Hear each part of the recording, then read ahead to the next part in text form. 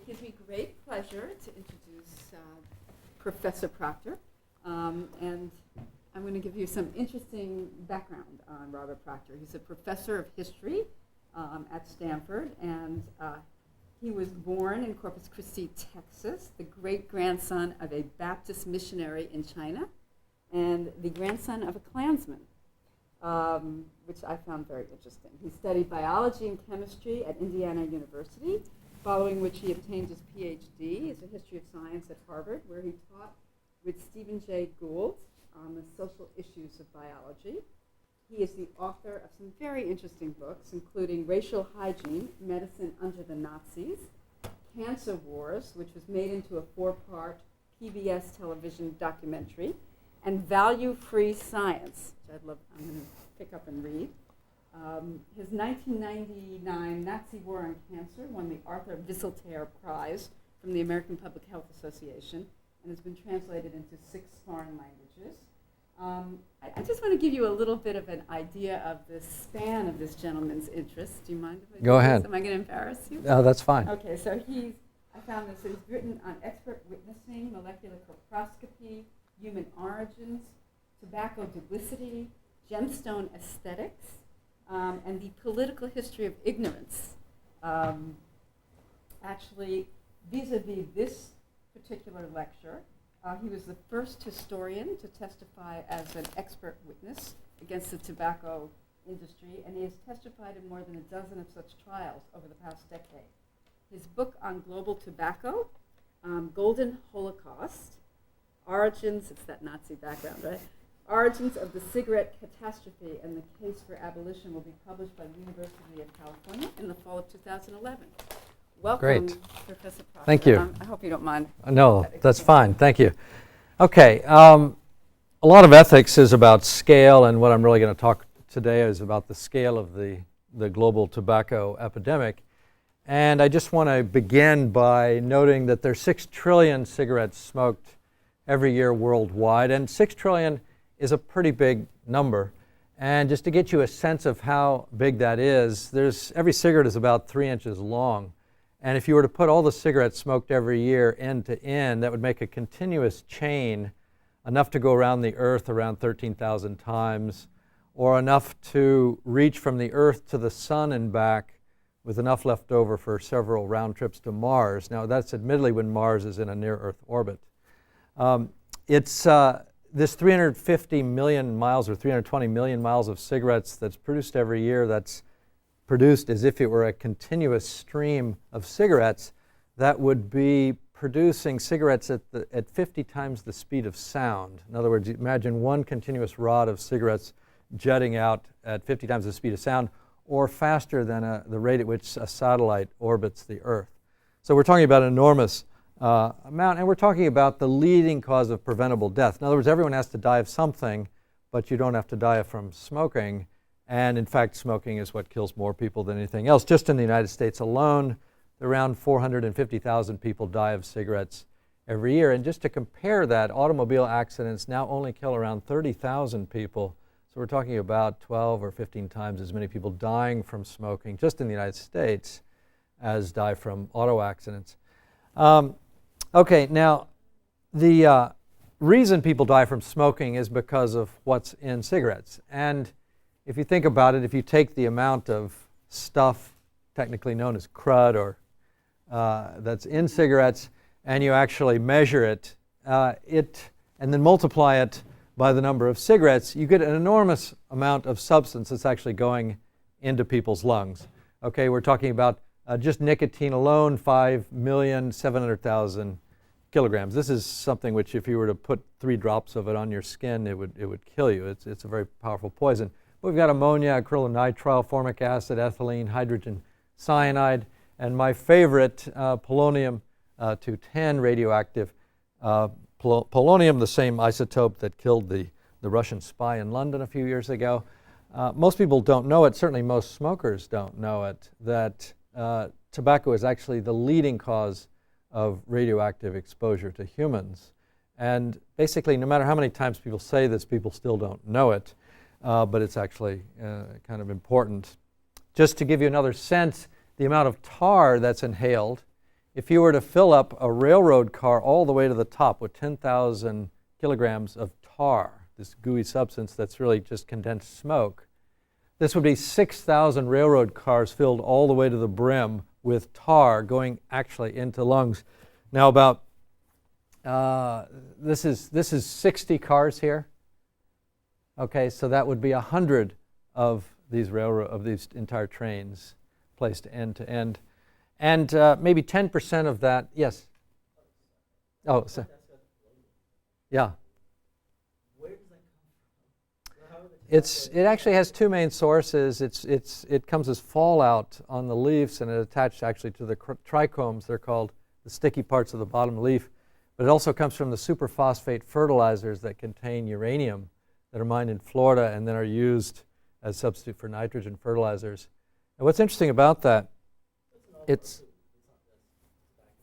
in a lot of other food. Yeah, that's right. But you don't smoke broccoli, for example. I mean, if you were to smoke broccoli or peanuts, you would probably also get radioactive polonium. But what's important about it in tobacco is that it's completely avoidable. In other words, it can be eliminated by 4 or 5 different means, and the tobacco industry has deliberately not removed that because people don't know it's in there. And there's a famous 1978 tobacco industry memo which says we don't want to publicize this because we don't want to wake a sleeping giant. And so people don't know about the role of polonium in cigarettes.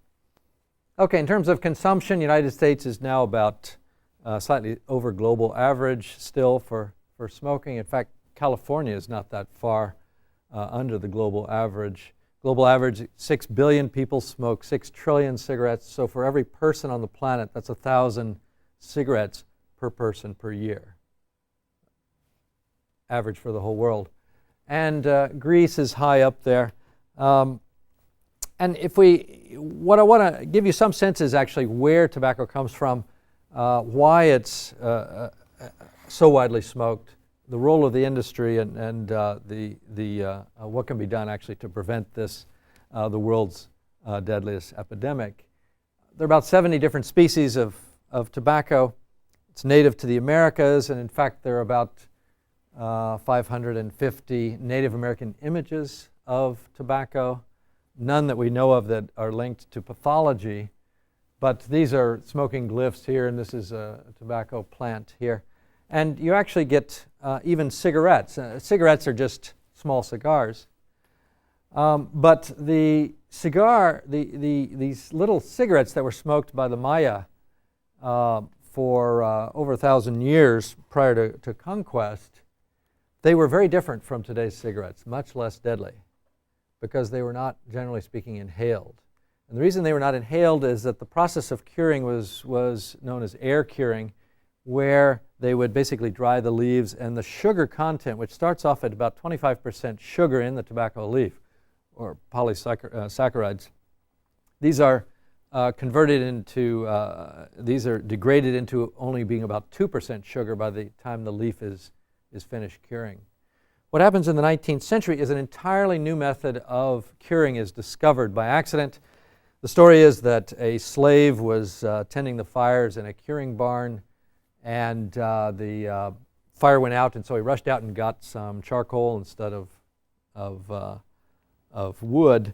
And this produced a much hotter fire, threw him on the fire, produced a much hotter fire. And what it did is actually destroyed the enzymatic process that reduces the sugar from 25% down to 2%, and it actually trapped the sugar in the leaf and produced a sugary golden leaf that's also known as Virginia tobacco or colory tobacco or bright tobacco. The key fact about it being that it has retained the sugar, and when you burn sugars, you produce organic acids, and these neutralize the alkaloid nicotine. And for the first time in history, you're able to inhale tobacco smoke without coughing. And this is significant. It actually was thought to even be a more healthy form of smoke in the 19th century, which was exactly the opposite of the truth. In other words, it produced a much milder smoke. Its pH of a modern cigarette is around 6.5 versus that of a cigar, which is around 8, or pipe tobacco is around 8. And as a result of this being much milder, much more easier to inhale, it's why cigarettes became sort of known as a sissy smoke, something that kids would like or females would like. It was actually thought to be milder, and the actual fact was it was far more deadly because for the first time people started inhaling. In fact, the early tobacco industry encouraged people to inhale, and there were lots of advertisements to this effect.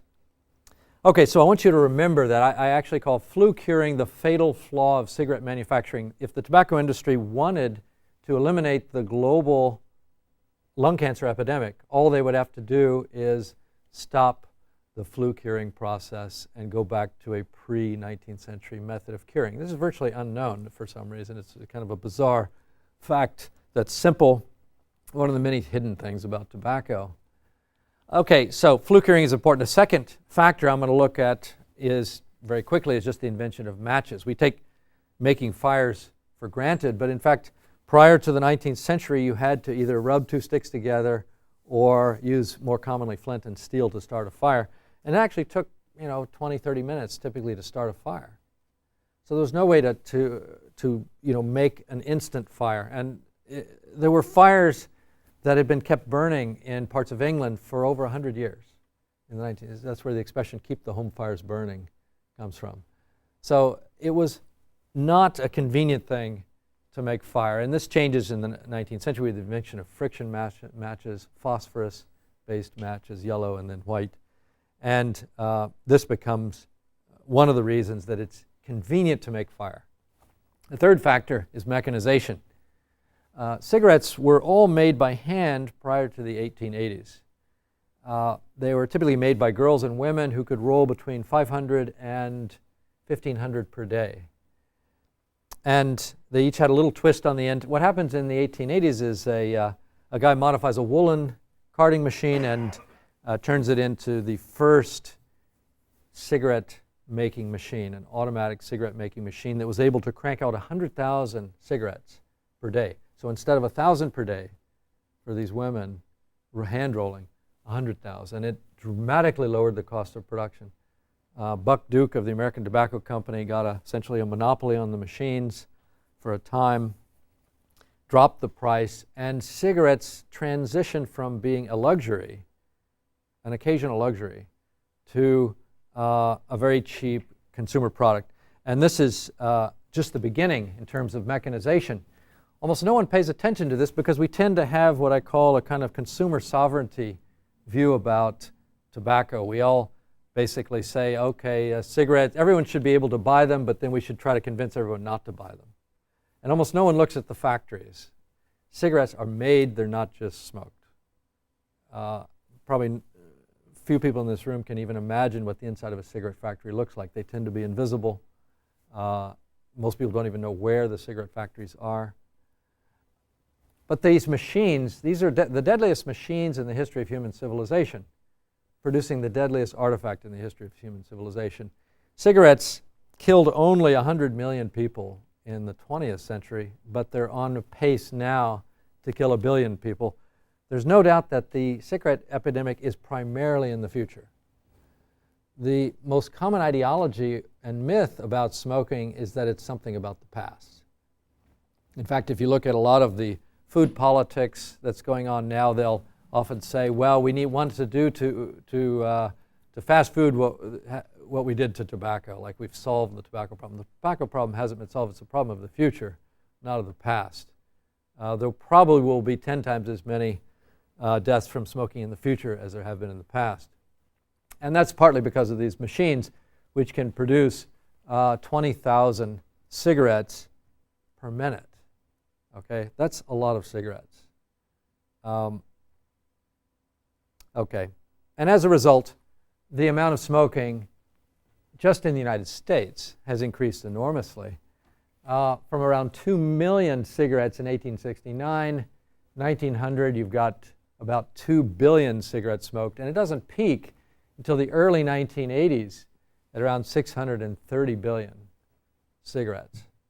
Okay, so that's falling now in the United States. Globally, it's actually about flat. I actually think that probably we've already passed peak cigarette sort of like peak oil, 6 trillion cigarettes is actually probably, I think, the peak. And actually, China, I think, will actually be one of the first countries to ban cigarettes.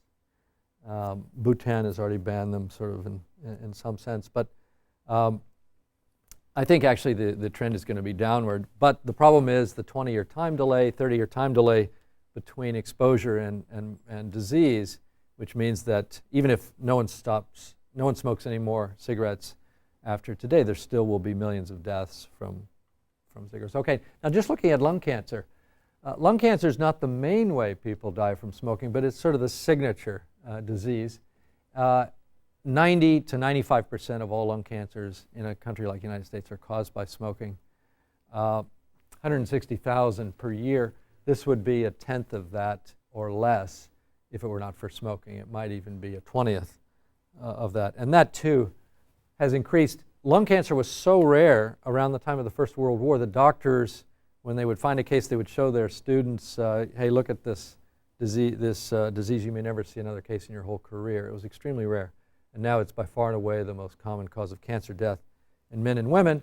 And this is the sort of structure of the per capita consumption of cigarettes, which has its ups and downs due to social forces. War has always been a big promoter of smoking.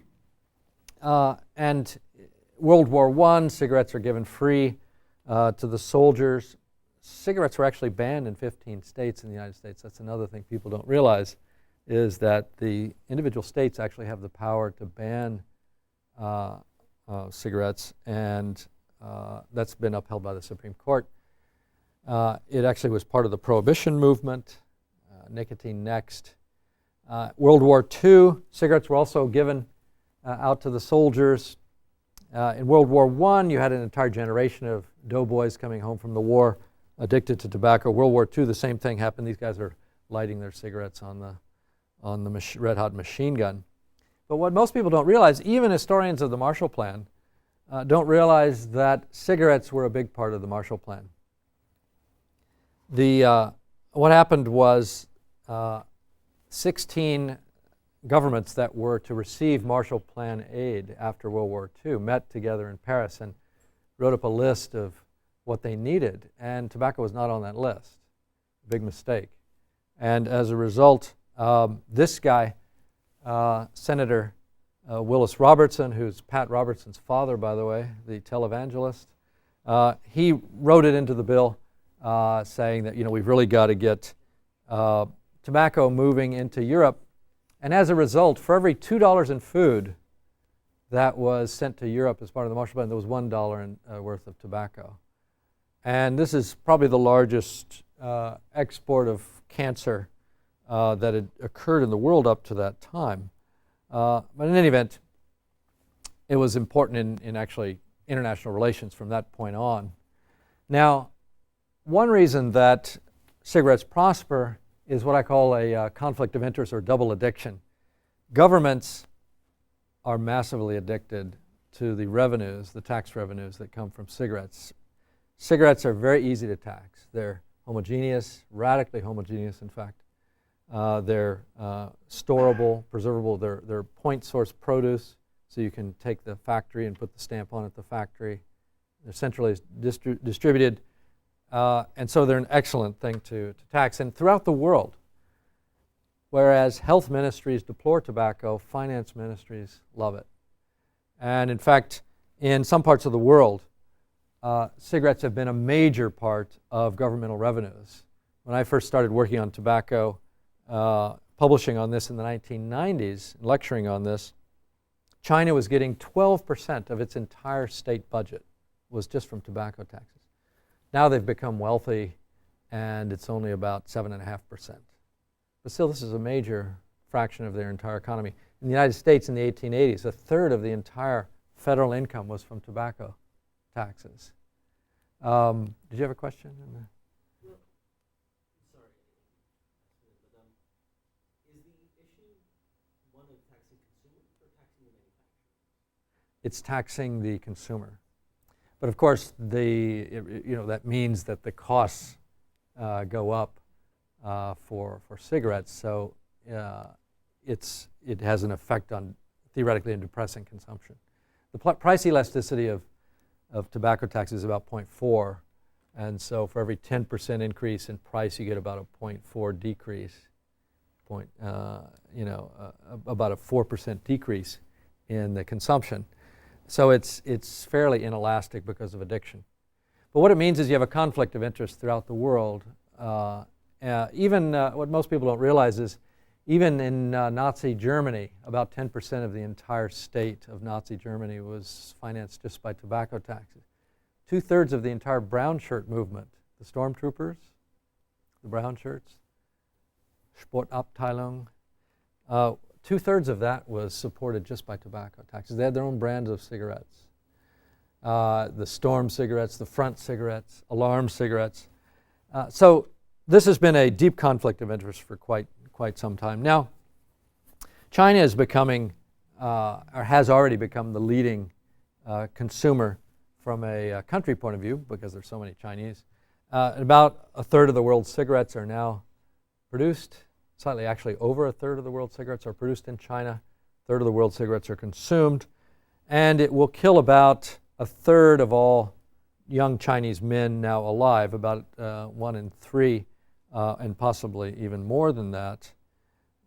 Okay, so now what I want to turn to, I mean, how did this get going? I've mentioned the machines. I've mentioned the flu curing, which makes it inhalable.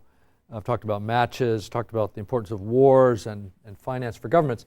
But there's also mass marketing. Mass marketing is essential because cigarettes, it's not a natural thing for people to smoke. It's not an easy thing. Most people's first encounter with cigarettes is nausea. How do you make something that's poisonous and very unpleasant into something that's very popular? And mass marketing was certainly key to this. Some of the best minds of hucksterism were hired by the tobacco industry, and a lot of our modern forms of marketing were actually invented by the tobacco industry. The tobacco industry invented baseball cards, for example, as stiffeners in packs. And so now you can buy cigarette card albums that would include these cards, and these are everything from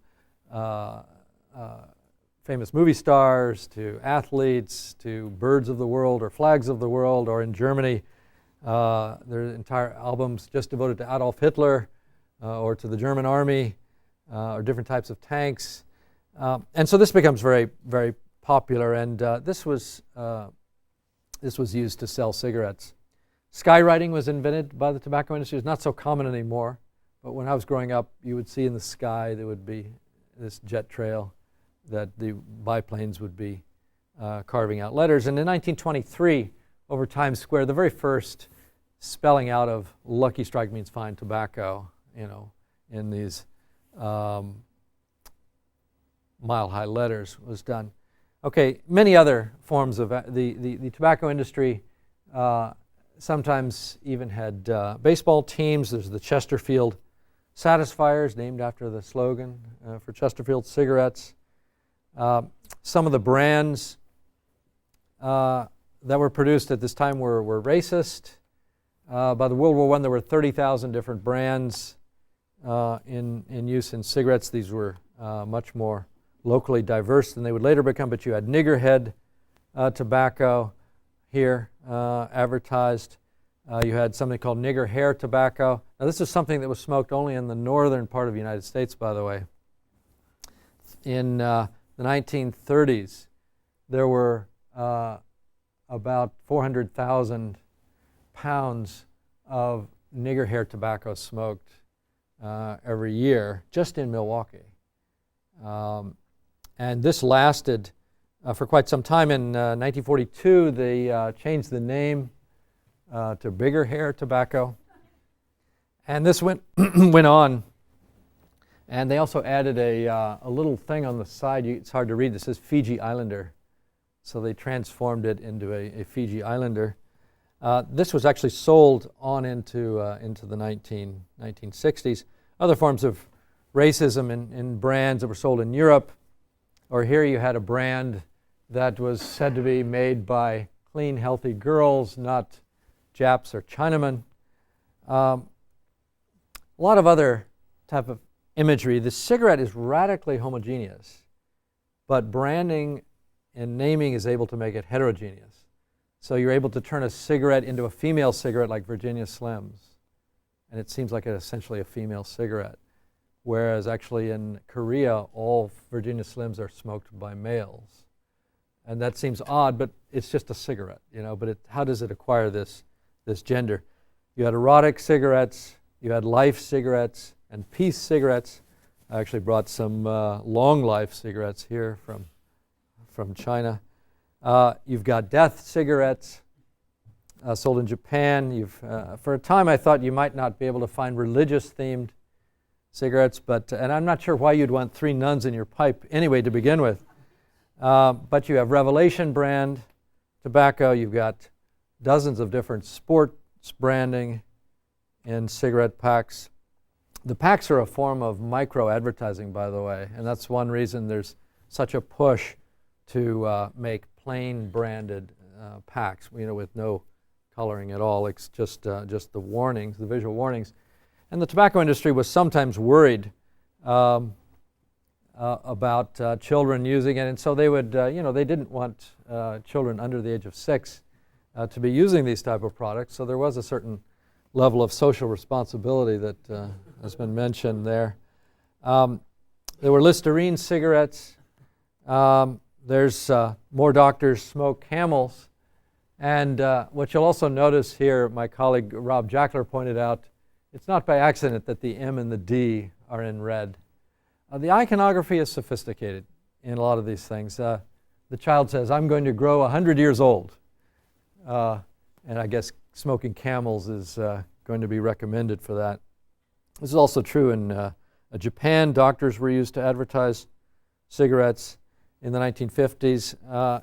It wasn't just that there was radioactivity in cigarettes. Sometimes extra radioactivity was added if they weren't radioactive enough. So these were radium brand cigarettes. You also have Nazi cigarettes here. You have communist and non-communist cigarettes, papirosy, pachka. And here you have Laika, the dog, the first dog in space. He's got his own brand of cigarette. He didn't make it back from space, by the way, alive. And this one, and this one is Sputnik here. It says Sputnik, the first artificial satellite. You have Labor cigarettes, and you have Snooty cigarettes. You have Harvard cigarettes, and you have Princeton cigarettes, and of course you have Stanford cigarettes. What year is that? This is, I think, from the 20s, around the time of World War I. The motto, I guess, is Die Luft des Tabaks weht. So this is, it's actually Murad cigarettes celebrating Stanford. You have Berkeley cigarettes. You have cigarettes for presidents. The presidential vehicles used to all have their own cigarettes. Campaign cigarettes as well. You have cigarettes for prisoners. These are official cigarettes of the Florida Division of Corrections. You have true cigarettes, and you have fictional cigarettes, and you have candy cigarettes. And I've done a fair amount of work in the history of candy cigarettes. They're interesting because Brown and Williamson Tobacco Company and a number of the others tolerated brand infringements because, as the lawyer for Brown and Williams had put it in a secret document, they were not too bad an advertisement. And in fact, the Brown and Williamson Company not only tolerated the brand infringements, but actually sent the plates for the art for their actual cigarette packs to the candy cigarettes companies so that the candy cigarettes would be made in realistic imagery of the actual cigarette. And some of these, for example, this is one of my favorite. This is Harvard brand candy cigarettes, and the message is pretty clear, just like Daddy. Okay, so training and gestures for a future addiction. You can find cigarettes for your dollhouse, cigarette trick books by the R.J. Reynolds Company, cigarette cookbooks, Marlboro Cook Like a Man, the Last Meal art form. And this is part of a type of what we sometimes call brand stretching. The idea was if we can keep, even if we're not allowed to advertise directly cigarettes, we could produce Marlboro clothing or Marlboro keychains. Here, these are cigarette charms here people would wear. Brand stretching Marlboro Classics, a line of clothing that was supported by the tobacco industry in order to keep the word Marlboro around. Even though it's not describing Marlboro cigarettes, it's describing Marlboro clothing, but it's to keep Marlboro in the minds of people. Even travel agents, the Peter Stuyvesant, that's a popular European brand of cigarette, a travel agency established with the Peter Stuyvesant name to promote that brand of cigarette. The imagery is sometimes very interesting. At times, there have been bans actually on the use of personalized figural imagery, and the tobacco industry has been very clever in personalizing actual physical cigarettes to get around the ban. I'll show you an example of that in a moment. But you have cigarettes portrayed as love here, the diamond going on the ring of the woman from the smoke ring. You have cigarettes essentially as porn. Here we have Kiss Natural Tobacco. I just sort of let you sort of absorb those images for a moment. In other words, figural images are denied, but then the tobacco industry is very clever in getting around that ban.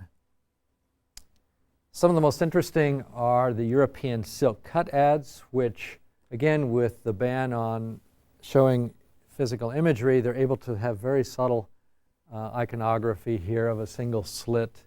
So silk and cut. So silk cut is a Gallagher brand of tobacco. And these are very, very rich, the imagery here. So what's going on with this here? This is silk cut. Right, so what is it? It's a, what is it?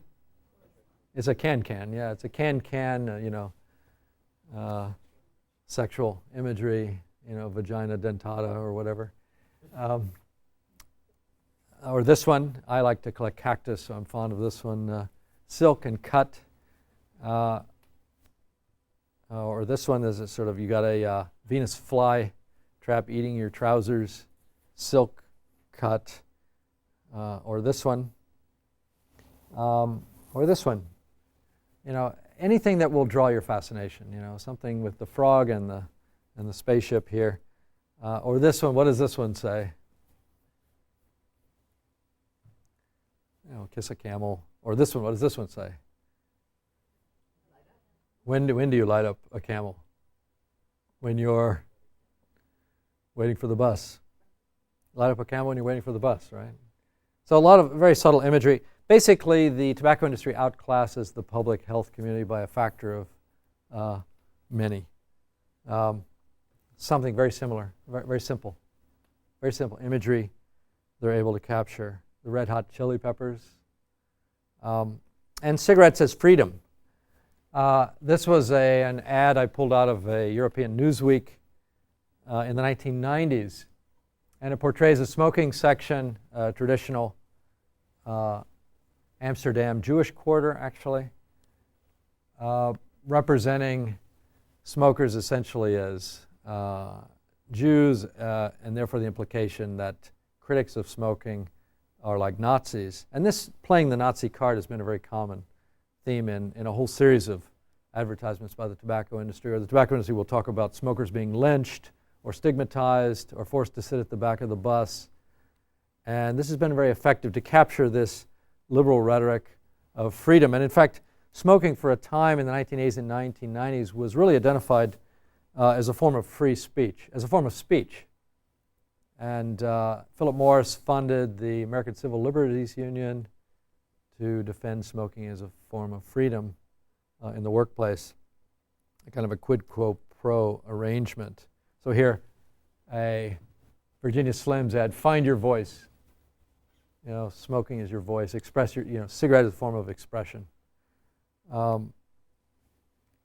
And females have been targeted in a number of different ways through sports. In the 1920s, one of the earliest campaigns to target women was to say, women should smoke in order to avoid weight gain.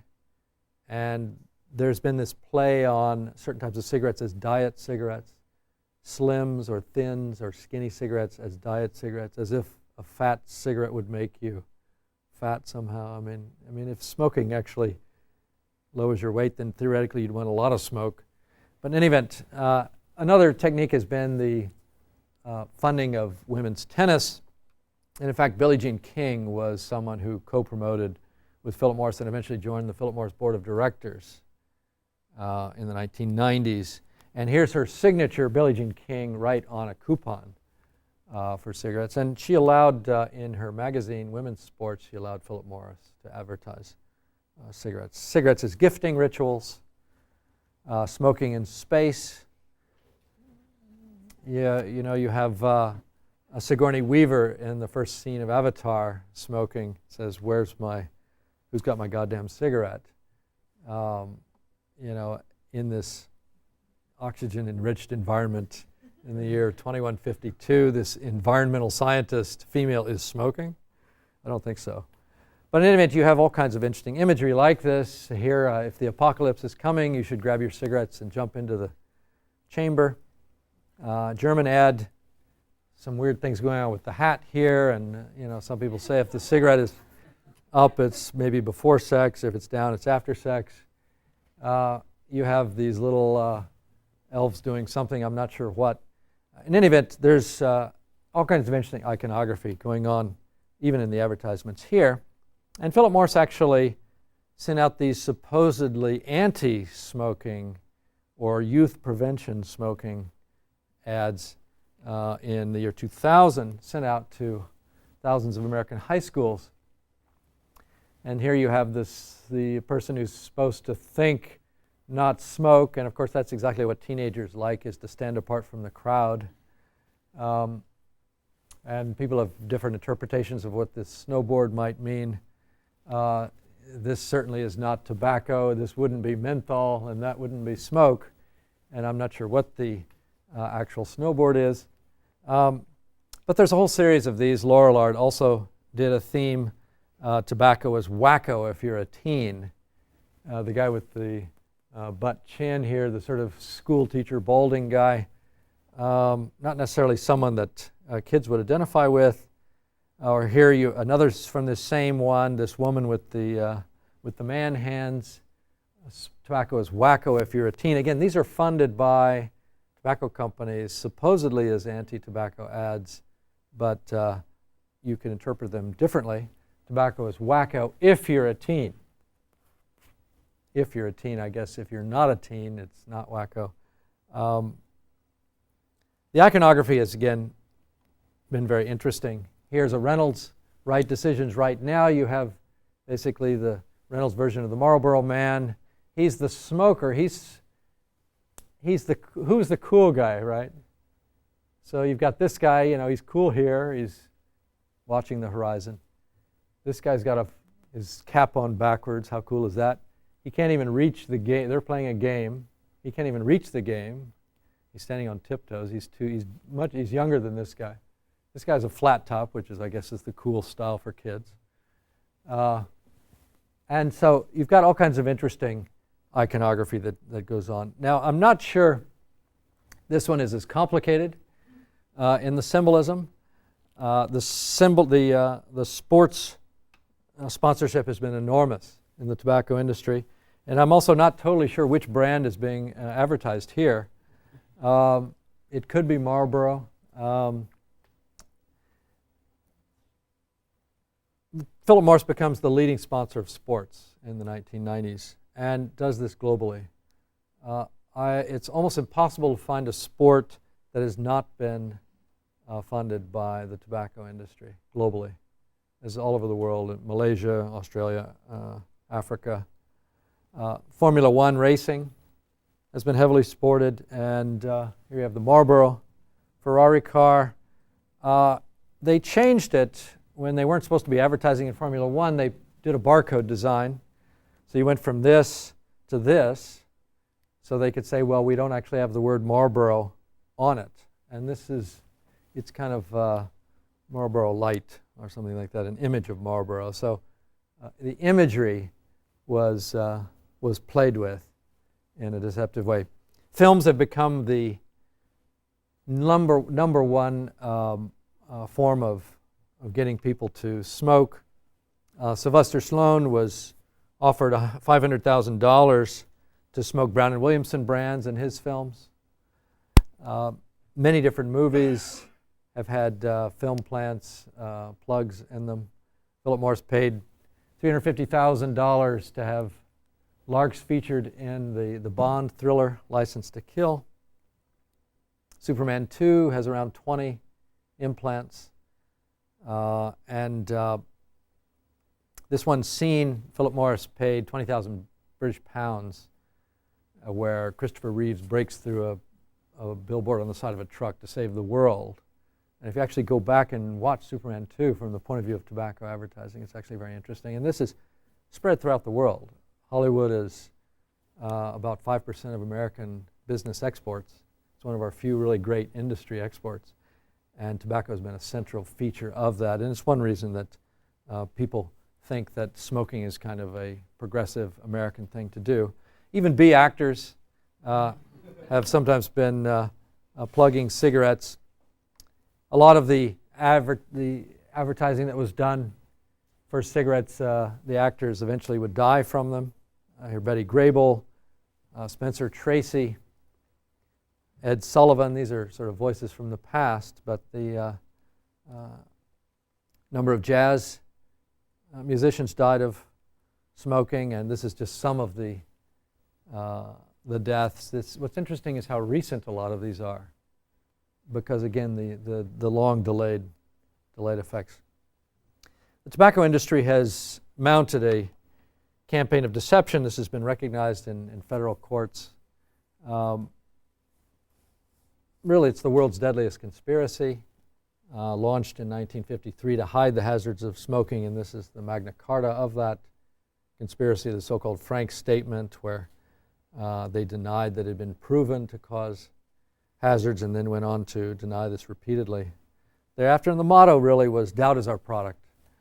One of the things I do is study the history of ignorance, and this is a quintessential example. People don't know things for a reason. If you don't know there's polonium in cigarettes, that's because you haven't been taught, maybe. The tobacco industry used doubt, manipulated doubt, and had many different methods of creating doubt, including doubt and ignorance even in its own employees. So there's something I call internal agnotology that I'm working on now, which is the fact that the tobacco industry actually lied to its own employees about the hazards of smoking. It censored health brochures, and it included the same sort of denialist apparatus. But the cigarette itself, I think in terms of design, it's one of the most carefully designed small objects in the history of America and the world. Billions and billions of dollars have gone into cigarette design, chemical manipulation in order to strengthen the force of the nicotine impact, a number of other things. Filters, one of the many ways in which cigarettes are deceptive. Okay, so let me then just come to this general conclusions. It's not a natural thing for people to smoke. People smoke as a result of social forces. These include flue curing, which made cigarettes inhalable and therefore far more deadly than they otherwise would have been, what I call the fatal flaw. Matches made fire mobile, transportable. It's the sort of bureaucratic lifestyle of centuries and people with idle hands fit very easily into this smoking market. Mechanization made cigarettes profoundly cheap. It's basically a form of printed paper wrapped in paper. Taxation made cigarettes attractive to government. And as a result, governments throughout the world encourage tobacco. In China today, there may be 15 people whose job it is to prevent people from smoking. Tobacco control advocates. There may be 15 million people whose job it is to keep people smoking as much as possible, including the farmers. So the ratio is about 1 million to 1. There's something wrong with that. Wars have made cigarettes popular, the hazards ignorable. Mass marketing has made smoking attractive and sexy, and now this is going on globally. Mass deception has made cigarettes survivable in the imagination, but we also have a re-narration of cigarettes. The story of cigarettes is being told by people who are not totally disinterested. My interest is, I'm an advocate, I consider myself an advocate for the truth and an advocate for health, but there are also large numbers of people who are working for the tobacco industry and have been paid to become advocates, including here at Stanford. And it's not widely known. In fact, I regard it as possibly the most serious abuse of academic integrity since the Nazi period, the capturing of academic intellectuals by the tobacco industry. It's massive and generally unexplored. And that re-narration that they provide allows it to become survivable in court. Now I want to close then with just a quote from Hippocrates. In searching for the obscure, do not overlook the obvious. We don't have to have cigarettes. I think eventually we will not have people smoking cigarettes. And I think actually probably much of the impulse of that will come from environmental reasons. Cigarettes are the major cause of fires. They are a significant contributor to global warming through the production process, the enormous amount of resources that are used. And as people start becoming more worried about global warming, which will probably happen, right? People will start looking for things in our overindulgent lifestyles to cut out, and cigarettes will be a pretty easy one to drop out. Okay, we're going to have more warnings, but again, we don't need only warnings. We need to actually go to the productive process itself. Simple solutions that could actually even been done within present law in the United States. The FDA is empowered to regulate the content of cigarettes now, and they have the power to reduce nicotine content to below 1 milligram per cigarette. Present-day cigarettes have all about 10 to 12 milligrams of nicotine in the rod. If you were to take this and lower it by a factor of 10 or 20, cigarettes would not be capable of sustaining addiction, and they would no longer become addictive.